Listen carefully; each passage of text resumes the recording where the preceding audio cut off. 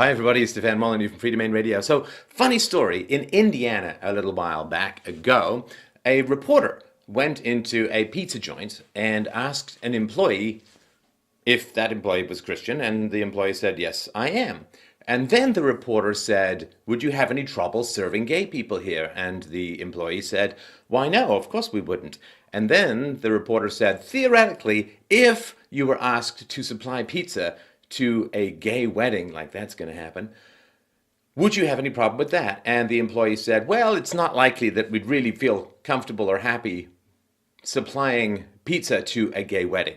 At which point, everybody went insane, and death threats came pouring in to the pizza joints, and they got voted down on Yelp and other places. They got 1 stars apparently for their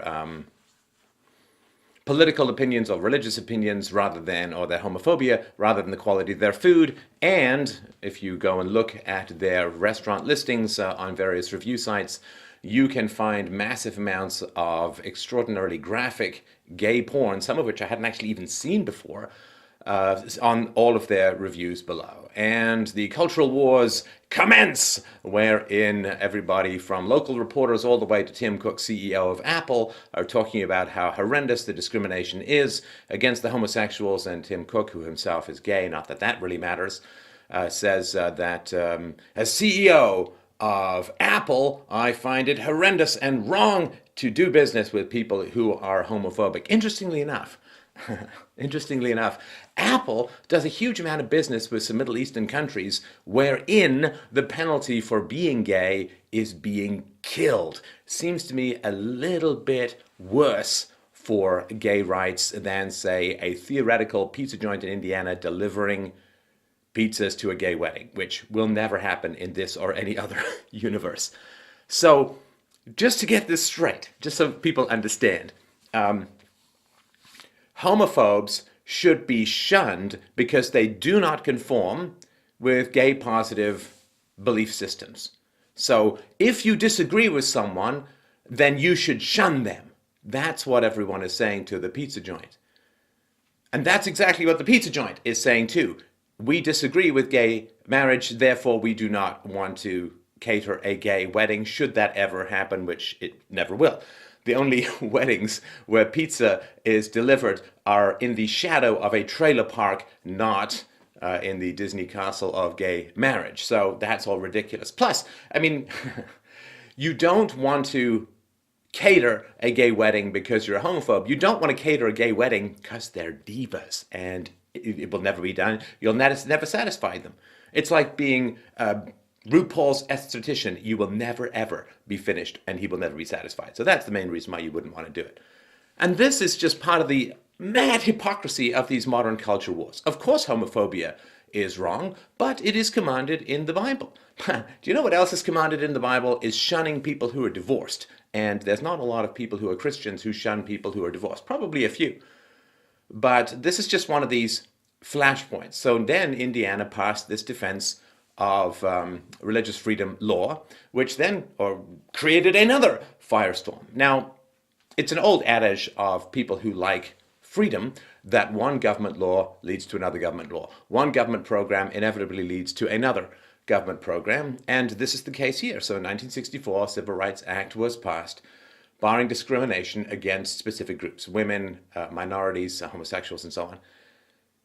And as a result of that, we had the joyful task as a culture, and this is true more than in America, we had the joyful task of trying to figure out, in some sort of Vulcan mind meld fashion, why somebody didn't hire someone, or why someone didn't cater their wedding, or why someone didn't let them have pizza, or anything like that. And of course, you cannot reach into human beings' minds and figure out why they're doing what they're doing. So although people in 1964 said about the Civil Rights Act, there will never be any quotas, the very next thing that happened, since we can't read people's minds, was in order to comply with the Civil Rights Anti-Discrimination Act, you had to fulfill quotas. And that's the way it's been rolling ever since. Now, if people have beliefs that cause them to not want to do business with particular groups, that was, under Clinton, signed into a law that allowed for religious exemptions to the non-discrimination.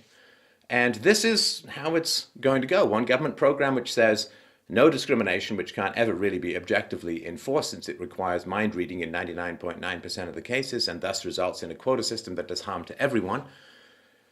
So what happens is you get a government law which says no discrimination, and then you get an exemption to that government law for particular religious groups, and then the ground is laid for even more fights, even more conflicts, even more problems, and even more expansions of government programs.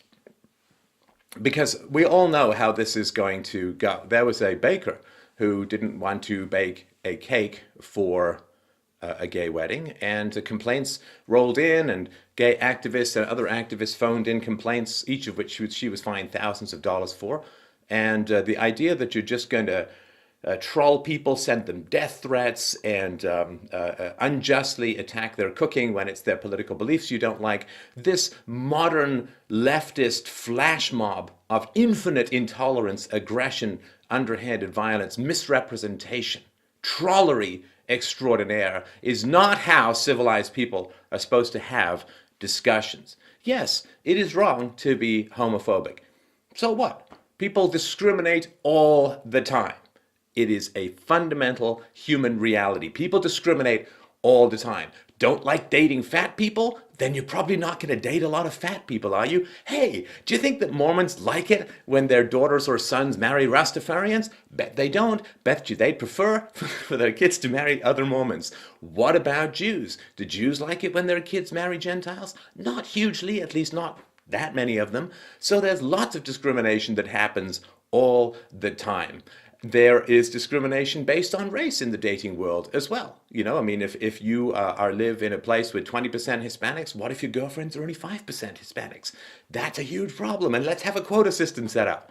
What is it that feminists have been saying for many years? No means no. You have the right to not interact with people, whether it's romantically or from a business standpoint. I myself am forced to interact with systems and programs that I vehemently disagree with. I'm not a big fan of empire. I'm not a big fan of imperialism, yet my taxes are taken to pay for these monstrous programs. I would rather keep my money and create jobs through this show rather than have the money taken away and given to people in the slow, steady, poison Chinese water torture drip of the welfare state. Do I get that option? I do not as much, because the money's taken from me by force. I don't like it that that kids are put in government schools and taught all kinds of nonsense and lies about history and the role of government. The price of civilization is taxation, all this kind of nonsense. But I make the case. I don't phone in death threats to people. I don't put porn on websites. I don't downvote things. I make my case in a reasonable, coherent, and occasionally hysterical manner. So this is how we do things in a civilized society. We make the case, and we are patient. Nothing serves evil more than impatience, because the way things happen right now is people want to fix a problem. There's discrimination against minorities, there's sexism, there's homophobia. Yes, we should combat these things, absolutely. But the way that people want to combat them is by giving the state more power, which means giving a small minority of people who are addicted to political power all the guns in the known universe to point at people that the mob disagrees with. Oh yeah, that's never been a problem in history before. I'm sure it'll be fine this time. The whole point is you got to walk through Mordor. You don't just grab the ring and attempt to beat the bad guys that way. Impatience serves evil more than almost any other human trait.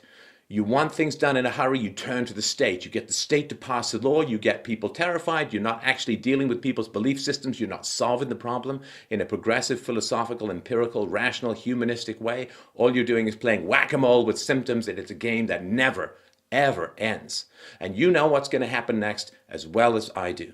What's going to happen next is that people are going to go to a gay printer, and they're going to say, well, I want t-shirts that says homosexuality is a sin.